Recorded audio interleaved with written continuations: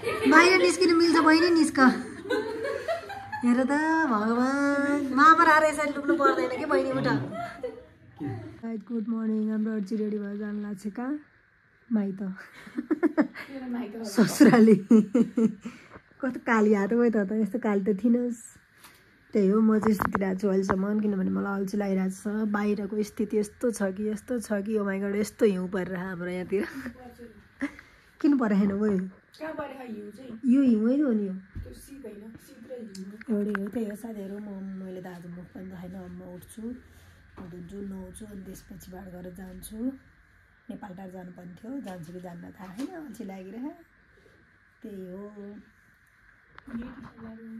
जा अब त्यसै ढोका लुकेर हेर्न कसले भने बाहिर आइज काको नाच्ने सर मेरो भाइ ल अब खुरुक्क गइहाल छिटो 65 लिन गइहाल के अर्डर गर तैँले अहिले भर्खर बोले यसले अहिले भर्खर के बोलेको थियो थाहा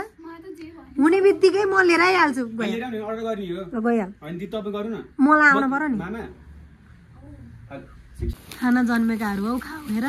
एकछिन त रोक्न सकिन्थ्यो होला नि सक्दिनस्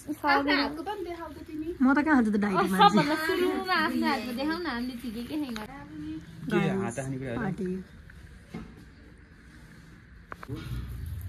अलिकति त्यहाँ सरम माना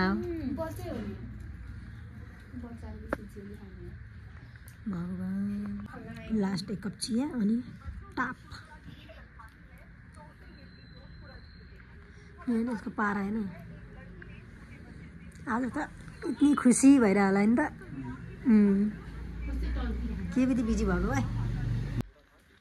कति चाहिँ नक्कल पारे कि कति चाहिँ हिँडे कि भगवान् के भयो नि पारा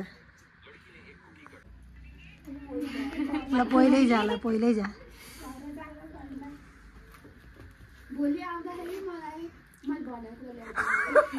म भोलि आउँदै आउँदिनँ आउँदिन अनि त्यहाँ बस्नु पर्ने कारण चाहिँ के थियो त बहिनी गाई आज हामीले पार्टी खाएर आएको यसले चाहिँ रिस गरेर हैरान छ होइन अब हामीले खायौँ त खायौँ अब के गर्नु त होइन अब अनि त्यही हो अनि आज म घर आइसकेँ काम सबै सकाएर अनि त्यसपछि खाना बनाउनु लाग्छु मेरो चाहिँ बिहान भाँडा बाँध्दाखेरि स्टिलको जुसले यस्तरी पोलेर काटेर अनि म यस्तो पोलिरह पुरै रगतै सर्र परेर आएको थिएँ बिहान चाहिँ